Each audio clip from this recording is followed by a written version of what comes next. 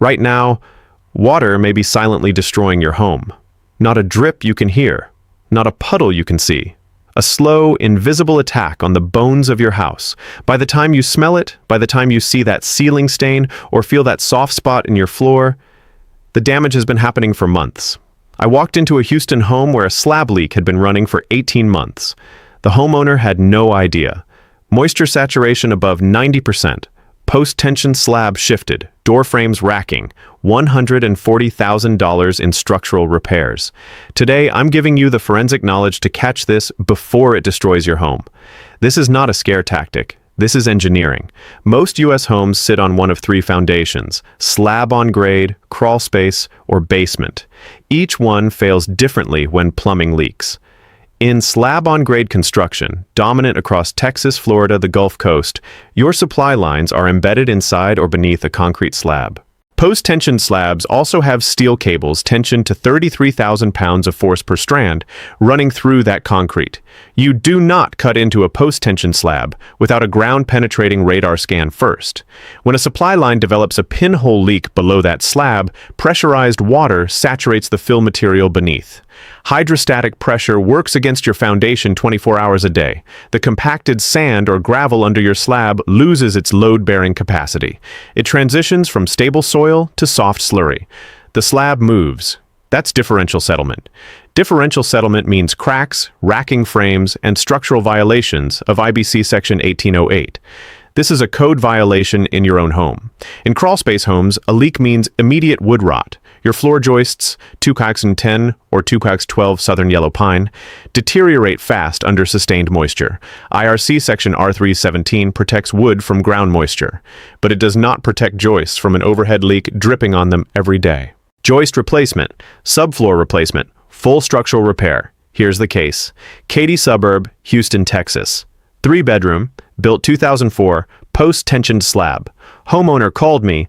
Master bedroom door won't close. Diagonal crack at the window corner. To an untrained eye, cosmetic. To a forensic engineer, foundation movement.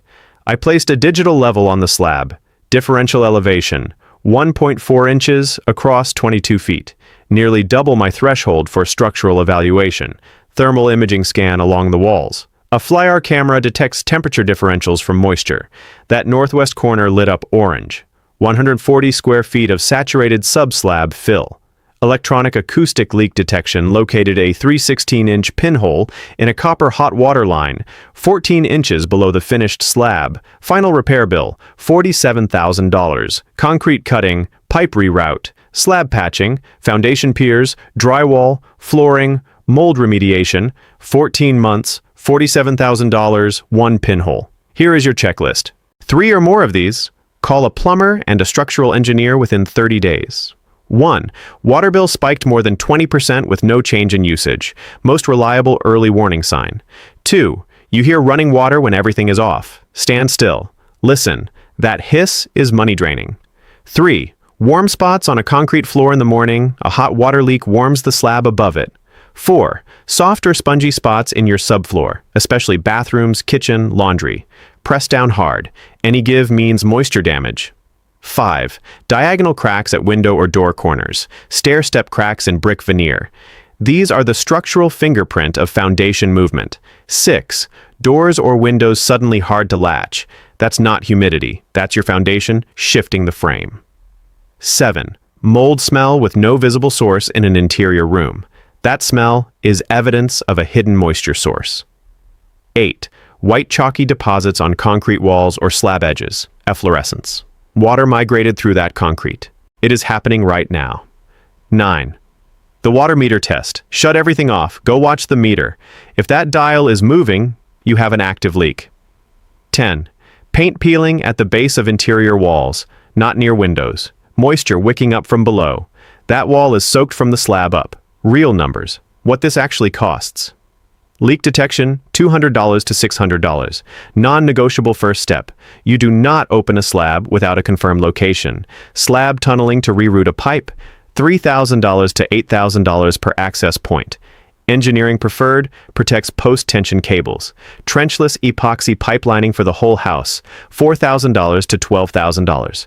No concrete cutting. Best choice for homes over 20 years old with aging copper. Foundation piers, $100 to $200 to $2,500 each. Average home needs 6 to 12 piers to re-level a settled slab. Mold remediation, well, $1,500 to $6,000. Do not skip this step. Sealing mold inside a repaired wall is a health and legal disaster. Caught early. Total damage, $8,000 to $15,000. Ignored for 12 to 18 months. Total damage, $50,000 to over $100,000. The only difference between those two numbers is how early you catch it. How to make sure you never write those checks.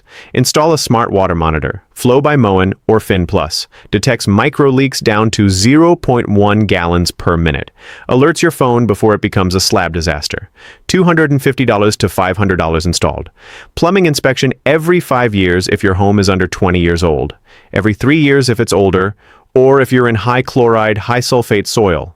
Know your pipe material. Galvanized steel corrodes from the inside out. Polybutylene, that gray plastic from 1978 to 1995, was recalled in a national class action lawsuit. If you have it, replace it now, before it fails. Check your water pressure. IRC P2903.3 says 40 to 80 psi.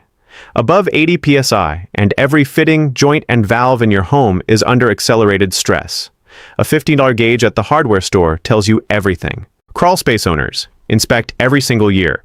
Flashlight, moisture meter, phone camera. Look for standing water, dark staining on joists, falling insulation, white mineral deposits. Bottom line, water does not take days off. It follows the path of least resistance and silently destroys everything in its path: wood, drywall, insulation, soil, foundation. The homeowners sitting across from me with $100,000 repair bills are not stupid people. They just didn't know what to look for. Now you do. 3 red flags from that list. Call a licensed plumber and a structural engineer, not a handyman. A licensed engineer who gives you a written report. I'm Engr in Vance. I protect your biggest investment every single week. Like, subscribe and share this with anyone who owns a home built before 2010. I'll see you in the next one.